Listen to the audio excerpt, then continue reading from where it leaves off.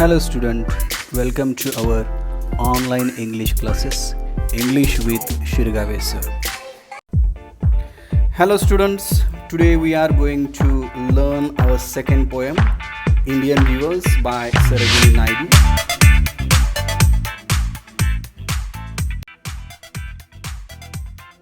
Poem number 2.2, Indian Weavers. Let us discuss about title, what it means. The title of the poem is Indian Weavers. आता weavers म्हणजे काय, त्याची व्याख्या काय सांगता येईल पहिल्यांदा. Weavers is a person who weaves cloth by hand. विणकर ही अशी व्यक्ती असते जो हातानं कापड विणतो.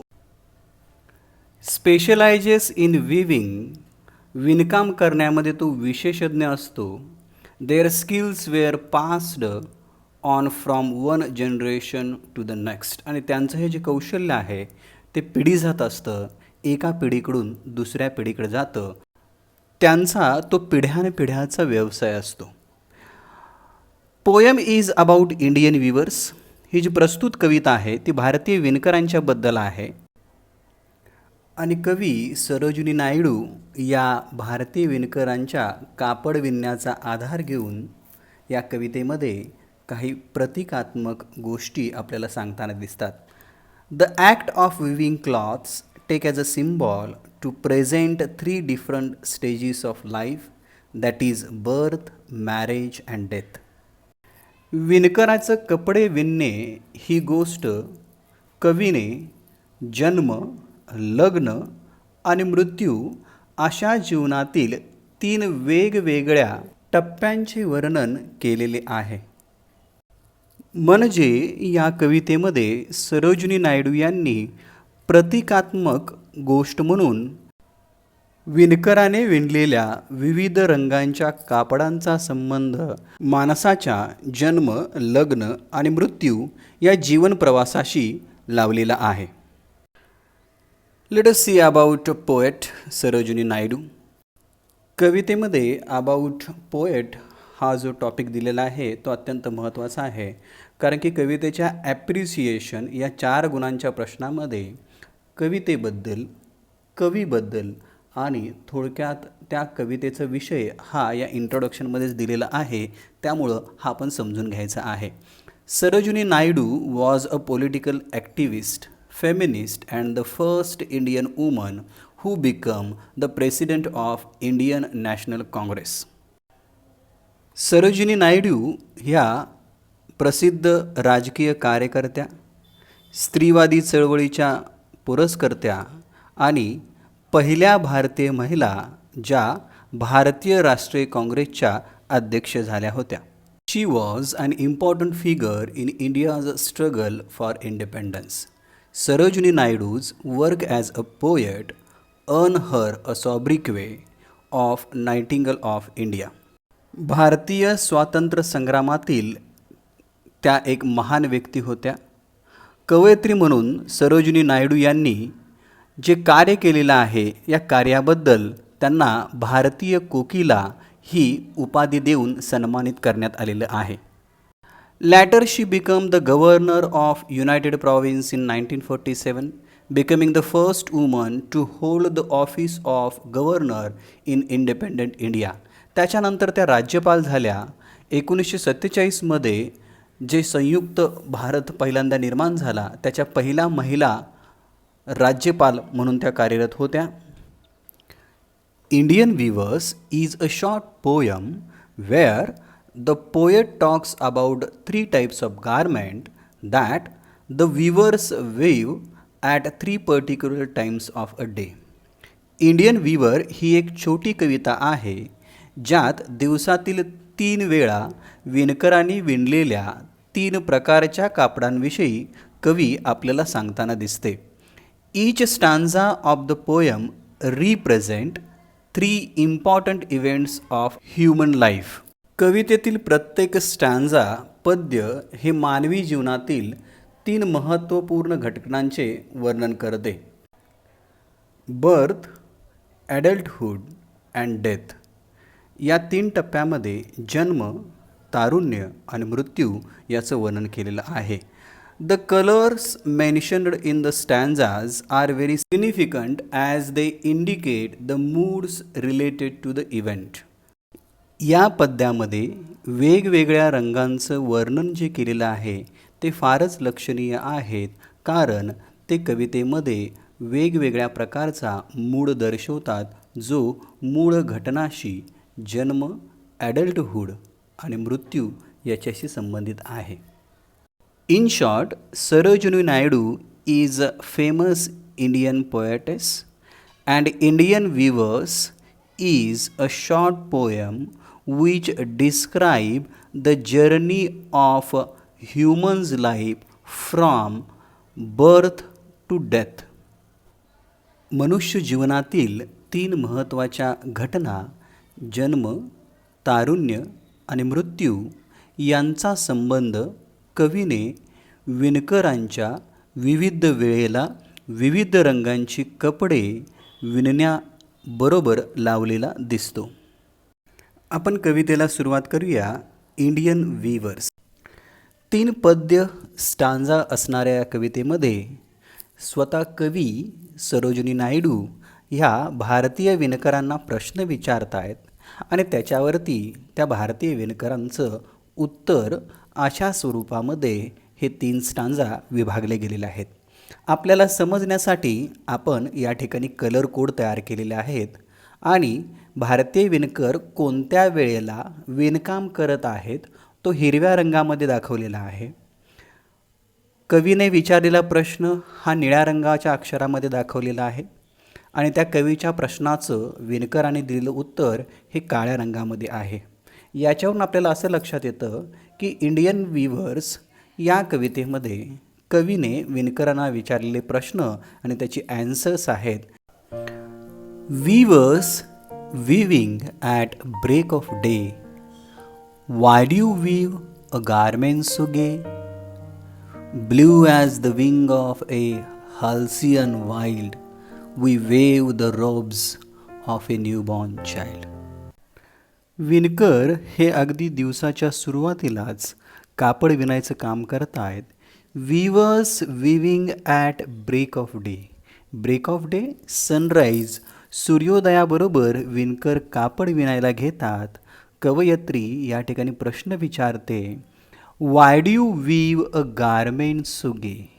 आणि हे विणकरा, हे कापड विणत असताना तुझ्या चेहऱ्यावरती आनंद दिसतोय, तो अत्यंत आनंदी आहेस, याचं कारण काय हा प्रश्न विचारल्यानंतर तो उत्तर देतोय, blue as the wing of a halcyon wild. आम्ही हे जे निळ्या रंगाचं कापड विणतोय ते अत्यंत चमकदार आहे, तेजस्वी आहे. कुणासारखं? Like or as a halcyon wild. आता हॅल्सियन वाईल्ड हा ग्रीक पुराणकथेमधील एक पक्षी आहे जो भारतामधल्या किंगफिशर, ज्याचे पंख निळे असतात, या पक्षाबरोबर त्या कापडाच्या रंगाची त्यानं तुलना केलेली आहे. Blue as the wing of a halcyon wild. आम्ही निळ्या रंगाचं कापड विणतोय ज्याचा रंग हॅल्सियन पक्षाच्या निळ्या पंखाप्रमाणे आहे. We weave. आम्ही विणत आहे the robes of a newborn child.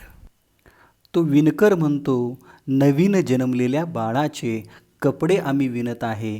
आता या पद्यामध्ये सकाळच्या वेळेला अत्यंत आनंदामध्ये ब्राईट, तेजस्वी अशा रंगाचे, निळ्या रंगाचे विणकर कापड विणत आहेत आणि ते कापड नवजात बालकासाठी आहे. यामध्ये जन्मोत्सव, माणसाचा जन्म झाल्यानंतरचा जो आनंद आहे तो आनंद कवीने या ठिकाणी व्यक्त केलेला आहे. माणसाचा जन्म हे निर्मितीशीलतेचे कारण आहे. त्या ठिकाणी त्याची नवनिर्मिती होते, तिथून पुढे त्याच्या आयुष्याला सुरुवात होते. हा प्रसंग या ठिकाणी दाखवलेला आहे. सेकंड स्टॅन्झामध्ये आहे, weavers weaving at a fall of night. विणकर विणत आहेत फॉल ऑफ नाईट, संध्याकाळच्या वेळेला, इव्हिनिंग या वेळेला ते विणत आहेत. कवयित्री प्रश्न विचारते, why do you weave a garment so bright. एवढं तेजस्वी असं कापड तुम्ही का विणत आहात? आता ब्राईट गारमेंट याचा दुसरा अर्थ फ्रेश क्लॉथ, तसंच मॅरेज ड्रेस असा सुद्धा या ठिकाणी आपल्याला घ्यायचा आहे. कवयित्री या ठिकाणी प्रश्न विचारते, why do you wave a garment so bright? तुम्ही एवढं फ्रेश, तेजस्वी, लग्नासाठी उपयुक्त असणारं हे कापड का विणत आहात? Like a plums of A peacock. Plums शब्दशः अर्थ क्विल्स, फिदर, पंख असा होतो, परंतु या ठिकाणी प्लमचा अर्थ रॉयल, प्रेशियस, प्राइजलेस, हे अत्यंत मौल्यवान आणि भरदारी असं वस्त्र तुम्ही का विणत आहात? Like a plum of peacock, purple and green. त्याचा रंग कसा आहे? पर्पल आणि ग्रीन, जांभळ्या आणि हिरव्या रंगाचं अत्यंत देखणं, राजस, अमूल्य असं कापड तुम्ही का विणत आहात? We weave the marriage veils of a queen. आम्ही एका राणीसाठी काय विणत आहोत? चुनरी. ब्रायडल वेल याचा अर्थ किंवा मॅरेज वेल याचा अर्थ चुनरी तयार करत आहोत, ते परिधान करणारा पोशाख तयार करत आहोत. आता या ओळीमध्ये जे दोन शब्द आहेत पहा, क्वीन याचा शब्दशः अर्थ राणी असा होतो, परंतु या ठिकाणी एक सुंदर मुलगीसाठी किंवा नववधूसाठी आम्ही लग्नाचे वस्त्र तयार करत आहोत. तिसऱ्या पॅरामध्ये सांगितलेलं आहे, विवर्स विविंग सॉलेम अँड स्टील.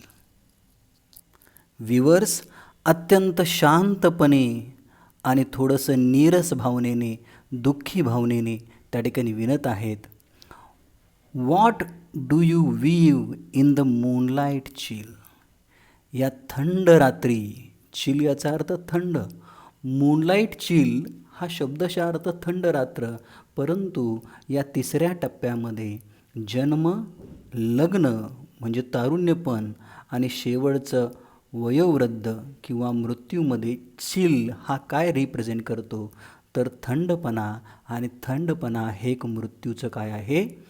एक प्रतीक मानलं जातं. बघा काय सांगितलेलं आहे, what do you weave in the moonlight chill. अशा या थंड चांद रात्री तू काय विणत आहेस? White as a feather. विणकर उत्तर देतात की आज आम्ही रंगीत कापड विणत नाही आहे, आज आम्ही जे कापड विणतोय ते एखाद्या पिसाप्रमाणे, एखाद्या पंखाप्रमाणे किंवा ढगासारखं पांढरं शुभ्र आहे. आणि आम्ही काय विणत आहे? We weave the dead man's funeral shroud. मेलेल्या माणसासाठी आम्ही पांढऱ्या रंगाचं कापड विणत आहे असं तो सांगतो. आता या कवितेमध्ये 3 माणसाच्या जीवनातील टप्पे सांगितलेले आहेत आणि 3 दिवसातील वेगवेगळ्या वेळा सांगितलेल्या आहेत.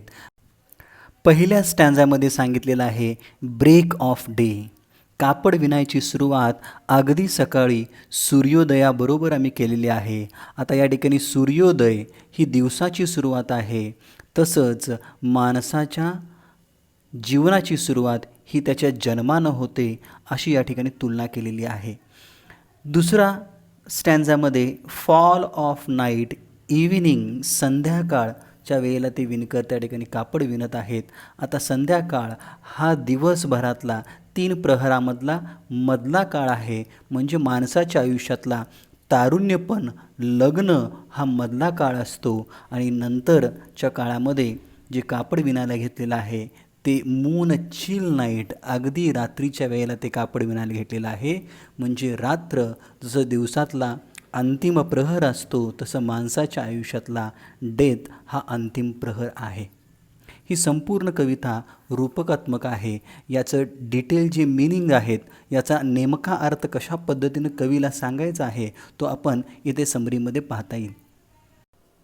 As we know, this poem is describe 3 different stages of life, that is birth, marriage and death. आपल्याला जसं माहिती आहे की या कवितेमध्ये 3 वेगवेगळे स्टेजेस, जीवनाची 3 वेगवेगळे स्टेजेस दाखवलेले आहेत. पहिला आहे बर्थ, दुसरा आहे मॅरेज आणि तिसरा आहे डेथ. आणि पहिल्या परिच्छेदामध्ये, पहिल्या स्टांजामध्ये बर्थ याच्याबद्दल सांगितलेलं आहे. The poetess asks 3 questions to weavers and their answers are relates to life. कवयित्री विणकरांना 3 प्रश्न विचारते आणि हे तिन्ही प्रश्न माणसाच्या जीवनाशी संबंधित आहेत. कवयित्री सुरुवातीला सांगते, Weavers started their work early in the morning and they make a bright garment in a blue color as the wing of the kingfisher. विणकरांनी अगदी दिवसाच्या सुरुवातीलाच आपलं कापड विणायला घेतलेलं आहे आणि जे कापड अत्यंत ब्राईट तेजस्वी आहे. हे कापड विणत असताना ते अत्यंत आनंदी आहेत. हे कापड निळ्या रंगाचं आहे आणि हा निळा रंग किंगफिशर किंवा हॅल्सियॉन बर्डाच्या निळ्या पंखासारखा आहे. When the poetess ask the question, weavers tell that they weaving a garment of new born child. जेव्हा कवयित्री प्रश्न विचारते की तुम्ही काय करत आहात, त्यावेळेला ते सांगतात की आम्ही नवजात बालकासाठी, नवीन जन्मलेल्या मुलासाठी कापड विणत आहे. It is related to childhood of a person. हा परिच्छेद बालकाच्या जन्म आणि त्याच्या बालपणाबद्दल आहे. The childhood is more attractive, happy beginning like a blue colour. प्रत्येक व्यक्तीचं बालपण हे अत्यंत अट्रॅक्टिव्ह, आकर्षक, हॅपी बिगिनिंग, आनंदी सुरुवात, like a blue colour. Blue colour हा आनंदाचं आणि नव्या सुरुवातीचं प्रतीक आहे. त्यामुळं कवयित्री या ठिकाणी म्हणते की बर्थ ह्या माणसाच्या जीवनाची पहिली नवी आनंदी सुरुवात आहे. Second stanza. At the evening time, संध्याकाळच्या वेळेला, the weavers weaving attractive garments. विणकर हे अत्यंत आकर्षक असं कापड विणत आहेत. रंग आहे त्याचा पर्पल अँड ग्रीन कलर, जांभळ्या आणि हिरव्या रंगाचं. लाईक कशासारखं आहे पाहते, the plums of a peacock, मोराच्या पंखासारखं जांभळट आणि हिरवट रंगाचं अत्यंत आकर्षक असं कापड ते विणत आहेत.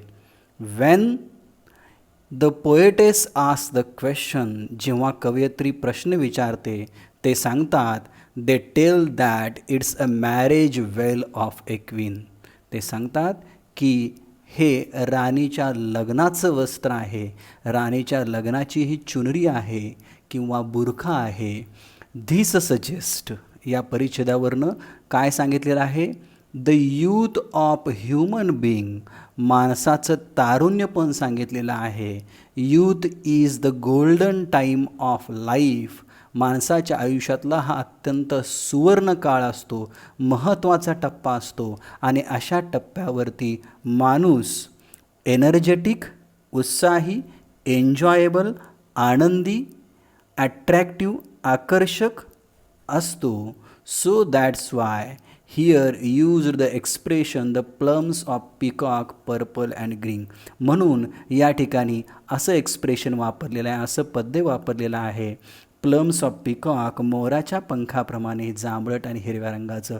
पिकॉक हा नवचैतन्याचं, मोर हा चैतन्याचं, उत्साहाचं प्रतीक मानला जातो.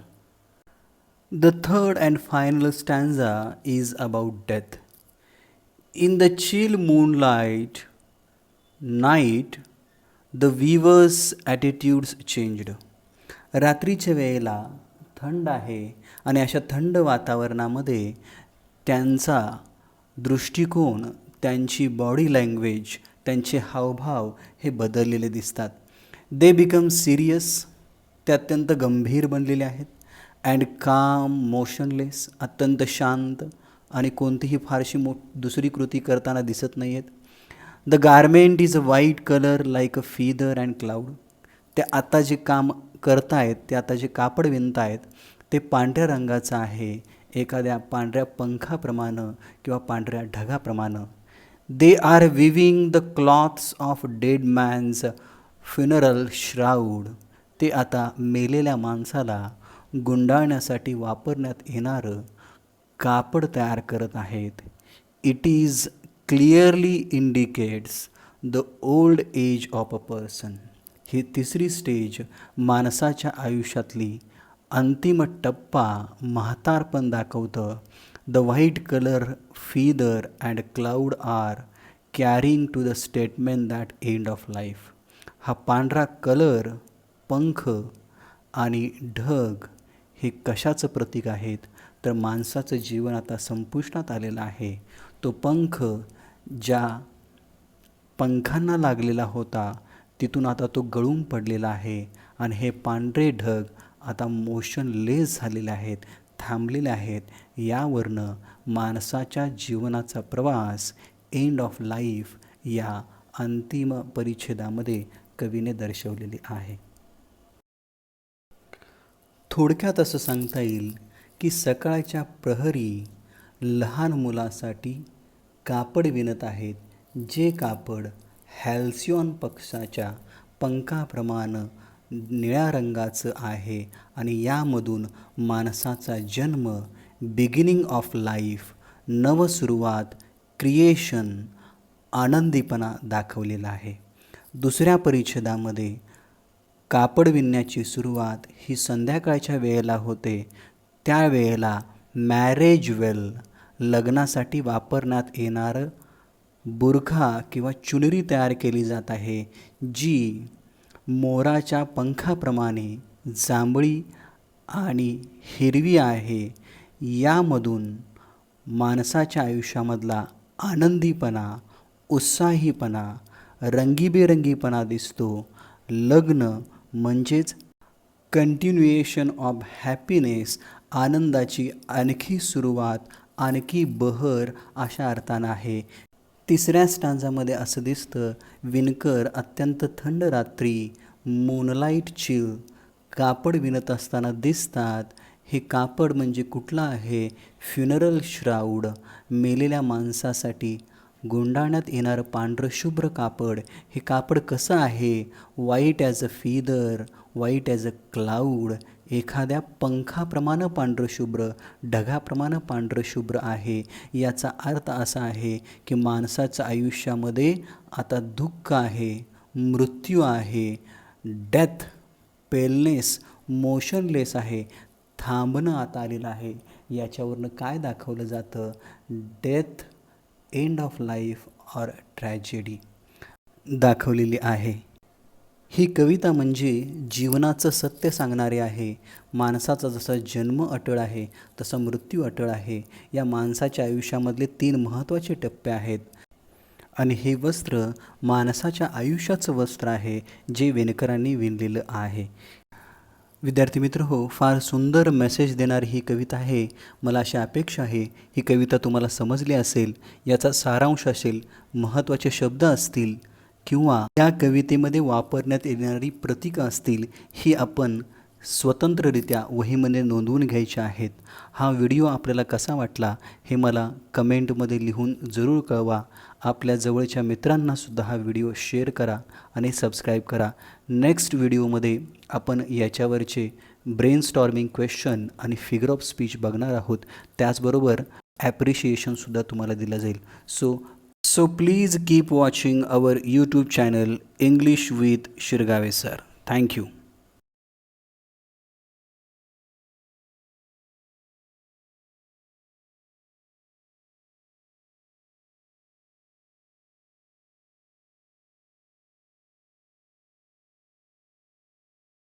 Once again.